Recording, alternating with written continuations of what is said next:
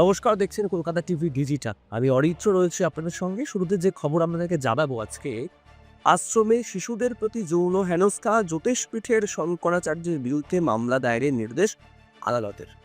চমক দেওয়া খবর। ক্রমশই বিবাদ বাড়ছে যোগী আদিত্যনাথের প্রশাসন ও জ্যোতিষপীঠের শঙ্করাচার্য স্বামী অভিমুক্তেশ্বরানন্দ সরস্বতীকে কেন্দ্র করে। তিনি নিজে কি তবে জ্যোতিষপীঠের শঙ্করাচার্য উপাধি ব্যবহার করছেন তা নিয়েও নোটিশ পাঠিয়েছেন উত্তরপ্রদেশ প্রশাসন।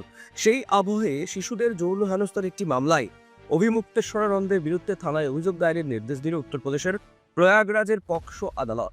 অভিমুক্তেশ্বরানন্দ তার নিজের আশ্রমে অন্তত 20 জন শিশুকে যৌন হেনস্থা করেছে বলে অভিযোগ উঠেছে। অভিযোগ করছেন শাকুম্ভরী পীঠাধীশ্বর আশুতোষ ব্রহ্মচারী মহারাজ।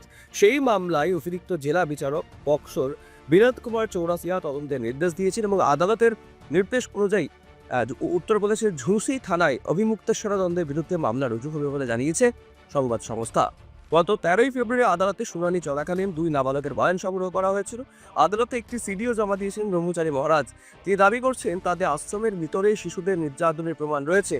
বহু শিশু তাকে নির্যাতনের কথা জানিয়েছেন, তবে স্বামী অভিমুক্তেশ্বরানন্দ সমস্ত অভিযোগ অস্বীকার করেছেন। তার দাবি, সরকার বিরোধী অবস্থান এবং গো রক্ষার বিষয় নিয়ে সরব হওয়ার কারণেই কিছু মানুষ তাকে নিশানা করেছেন, ষড়যন্ত্র করে তার বিরুদ্ধে এই অভিযোগ। তিনি বলছেন, প্রয়োজনীয় প্রমাণ ইতিমধ্যেই আদালতে জমা দেওয়া হয়েছে এবং সত্য শেষ পর্যন্ত প্রকাশ পাবে। প্রসঙ্গত, সম্প্রতি মৌনী অমাবস্যা উপলক্ষে অনুগামীদের নিয়ে প্রয়াগরাজের সঙ্গমে স্নান করতে গিয়েছিলেন সরস্বতী মহারাজ।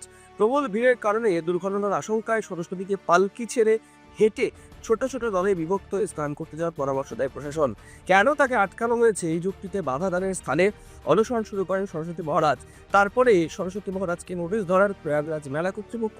সুপ্রিম কোর্টের একটি মামলায় উল্লেখ করে তাদের বলা হয়, যতদিন পর্যন্ত এই মামলার নিষ্পত্তি না হচ্ছে ততদিন কোনো ধর্মীয় নেতাকে জ্যোতিষপীঠের শঙ্করাচার্য হিসেবে ঘোষণা করা যাবে না বলে জানিয়ে দিয়েছিল সুপ্রিম কোর্ট। অর্থাৎ যোগী রাজ্যের প্রশাসনের সাথে কিন্তু শঙ্করাচার্যের একটা টাসল বা একটা লড়াই লেগেই গেল, এটা বলা যেতে পারে।